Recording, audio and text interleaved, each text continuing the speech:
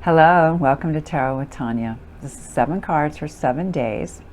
We are looking at the week of Monday, May 19th to Sunday, May 25th in 2025. Thank you so much for being here. Welcome back if you've been here before, and welcome for the first time if you are new.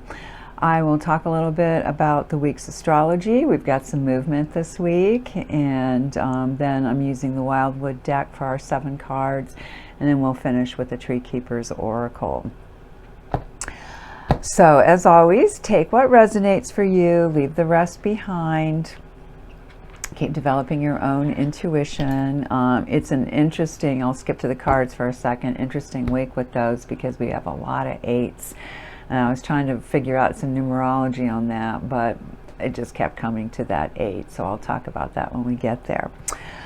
Otherwise, we start our week with the moon in Aquarius, the humanitarian, the genius, borderline crazy sign, very concerned with justice, the good for all, things like that, the far out ideas. And it's a fixed moon, fixed sign, and then we're going to work through Pisces next, which is very mutable, and we have that Saturn Pisces thing happening this week. It's finally going to move out of that sign. And then we'll have the moon in Aries, the fire. So, you know, some good energy to move things forward, get your car worked on, things like that. And then we'll end the week in Taurus, earthy, sensual. Sun is still there, barely. It's about to move, but anyway, we'll talk about that for the week's astrology as well. On Tuesday, we have the Sun sextiling. That's a nice flow. They can really work together. So it would be this time Sun sextiling Saturn. And then right away, we have the Sun entering Gemini. So with the Sun and Saturn, that could help in making important decisions, for setting long-term goals, some kind of concrete restructuring, leadership, asking for a raise or a promotion, well, hopefully both, right?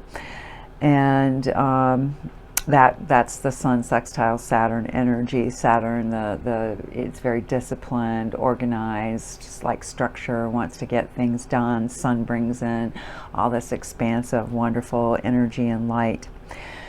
When the Sun moves to Gemini too, we're moving out of that earthy Taurus energy and into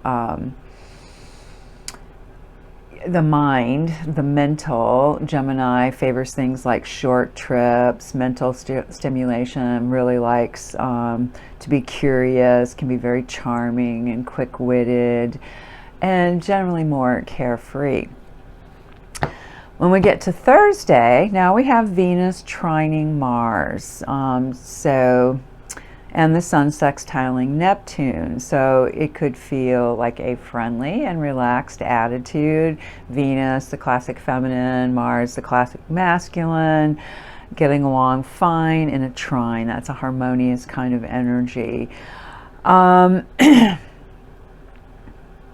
This one's kind of interesting, and I think this has to do with the Sun in part sextiling Neptune at the same time as Venus is trining Mars. So a past restrictive relationship, a romantic situation, could dissolve. I find that so specific and interesting. But that's what some of the astrologers are saying. So a past restrictive romantic situation could dissolve, get rid of, you know, some old baggage in the way is what I read out of that. And we could feel very imaginative. Again, this is Sun sextiling Neptune, putting that energy into our dreaminess, our artistic selves, our collective unconscious. It's good for a cultural or a social event, and very compassionate. So again, that's our Tuesday. And then we skip to Saturday when we have the Sun trining Pluto. Again, a harmonious aspect there. We also have Mercury conjunct Uranus, and as I mentioned, Saturn is entering Aries. So it's finally leaving that last degree of Pisces and coming into the very first degree of the whole zodiac, first degree of Aries.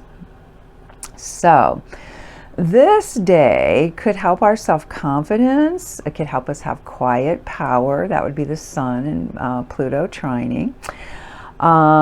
We might feel like we have a natural authority that commands respect. Insights could be intensified, leadership at the forefront. It's also good for negotiations, regeneration.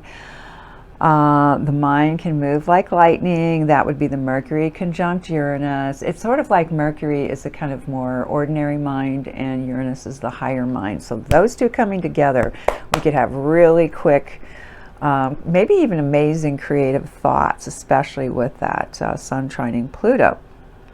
So the darker side would be that it could be erratic, that it's too much energy. So you want to try to ground that, literally get your feet on the earth.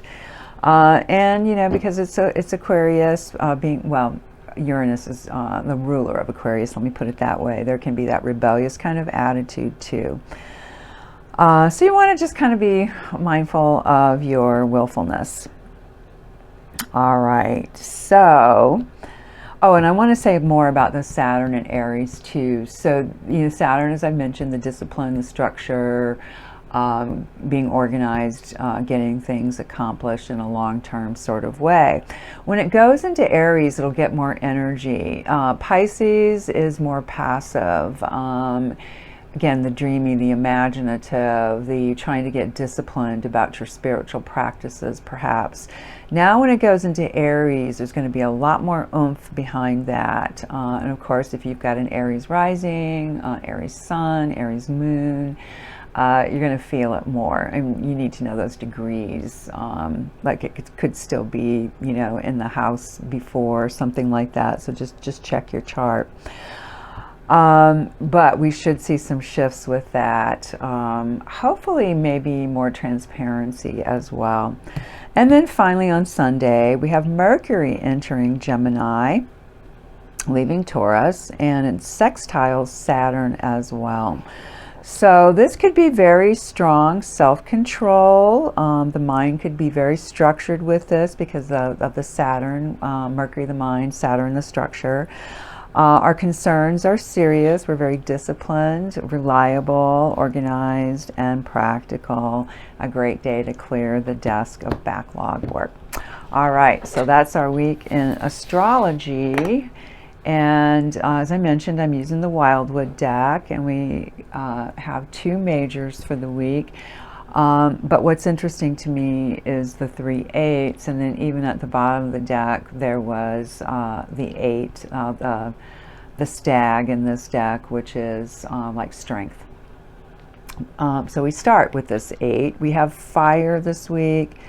It looks like, yeah, we have all the elements, so there's some balance in that regard. And 8, it's like the infinity when it's turned on its side. So there's some real flow of energy that's happening this week. And, with a couple of planets moving out of Taurus, Saturn and Mercury, and going into Gemini, Taurus is fixed. It is very stable, grounded, and then, Mercury, of course, is mercurial, is moving quickly and ruling Gemini, so it's going to be really happy there.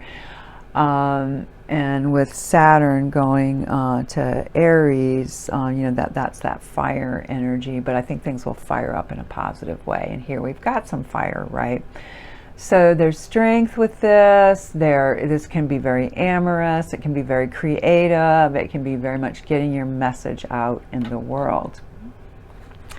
The next day, Tuesday, we get a very different kind of 8 energy, and this one is the arrows or air. So we're going from fire with the bows to air with the arrows. And I've talked about this one before because of all the decks with the 8 of arrows. She looks a little bit distressed, it's true, but I always am taken by the arrows are really not on her. They're around her in a way. I could imagine dealing with the elements here is the big issue. But I take that as a mental kind of discipline. It's like, what is going on internally that we might feel a little bit trapped by. So it's almost like it's a self-entrapment, but really we're much freer than we think we are. And on Wednesday, we get one of the 2 majors for the week, and this is number 5, which typically is labeled the Hierophant in decks. Here it is called the Ancestor, and it's such an interesting physical figure in terms of, it seems feminine in many ways, but yet antlers from a male deer. So that fits with the Hierophant. There is a masculine and a feminine energy combined. Like I think it was the old Mother Peace deck talks about so many priests still to this day, but certainly from ancient times, wore robes, a typically feminine garb. And so you see that kind of echoed here in the internal balance of the masculine and the feminine. And it connects to law, higher education, spirituality, religion, things like that. So, of course, there was just a new pope after Francis died, and we may find other things happening in the world that have to do, particularly on Wednesday, with religion, spirituality, or law, possibly even higher education. Our third 8 for the week. It's only Thursday, and here we are with this third one. And this one is earthy. Here it's called Stones, and it's subtitled Skill as well. And it is associated with the craftsperson, someone who can do something really, really well, has practiced this craft for many, many years, has mastery over it, continues to produce. So again, we have the fiery 8 energy, getting some kind of message out there. Then the mental, struggling with some internal, perhaps restriction that, again, it's only internal, it's only in our minds, we can let go. Going to that spiritual day on Wednesday with the Ancestor or the Hierophant. And then here, what can we put in place that is practical? What can we do that is practical? Maybe even stopping for a moment and giving ourselves credit for what we do well. Friday should be lovely. We have this really nice Knight of Vessels or Knight of Cups, really romantic. The only dark side to this one is, can you trust that romance? Is it just romance for romance's sake, or, is this a true open heart? I like to think that it is. I mean, here, it's an interesting choice, this eel, but the setting is so beautiful and, gliding down the waters. And so it could be that energy. It doesn't have to be a youngish male energy, but very much can be representing that. And Saturday, we get the last of the majors for this week. Like I said, there were 2. And this one is the Archer, or what we typically see as the Chariot. You don't often see a female in this card, but here we do have one. But, obviously in a warrior-like stance, taking aim at something, which I see as symbolic. What are our goals? What are we doing with them? With all of this 8 energy this week, and that card of craftsmanship or craftswomanship, getting things done, the Saturn movement that we're having, I could see that there could be a realignment of some goals. What am I truly aiming for? And taking a moment, gathering yourself, and then going for it. That's Saturday. Sunday, we end with fire. So we begin with fire and we end with fire. And let's see, we'll have the moon in Taurus at that point, so a little fire might be a good thing to help balance it out. Here, of course, it's the 2. In this deck, they're called bows, and this one is called decision as well. So sometimes this card is about people two people balancing the energy, testing their powers against one another. I always feel like it's a fair fight. That this one shows that there's balance. It's going to be connected to the High Priestess because of the two.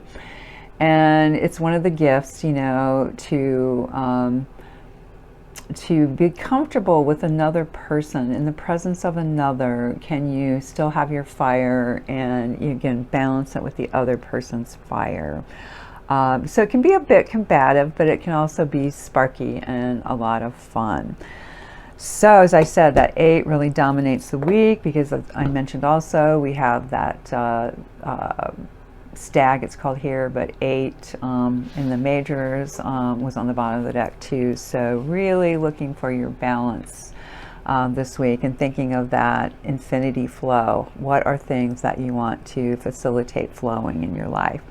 And we'll end with the Keeper of the Invisibles. That is our tree oracle card for today. Again, I think these are so lovely. And it is also an 8, right? 3 and 5. Yeah, just look for that reciprocal, that flowing energy this week. Whether you believe in mythic creatures, guardian angels, or spirit guides, you do have forces moving on your behalf. They guard and guide your soul journey. If you are aware of them, now is the time to contact them. Maybe that's what this is all about, this 8 thing this week. Inquire, investigate, ask for their help. If you don't yet know who they are, suspend your disbelief. Call and conjure them in the quiet spaces. Compel them to come to your aid by confessing your belief in them. Unseen forces thrive on belief and expand in your presence. And I think that's true of the negative and the positive. So, you know, be mindful of what you're focusing on. Whether in relaxation, prayer, meditation, dream work, or active imagination, invite the invisibles to engage with you. And that just seems like the perfect end to this 8-dominated week. Thank you so much for spending the time here. I really, really, really appreciate it. Please like, share, subscribe, and contact me for a personal reading if you have questions about that. I'd love to help you. So wishing you the best possible week, beloveds, and I'll see you again in 7 days.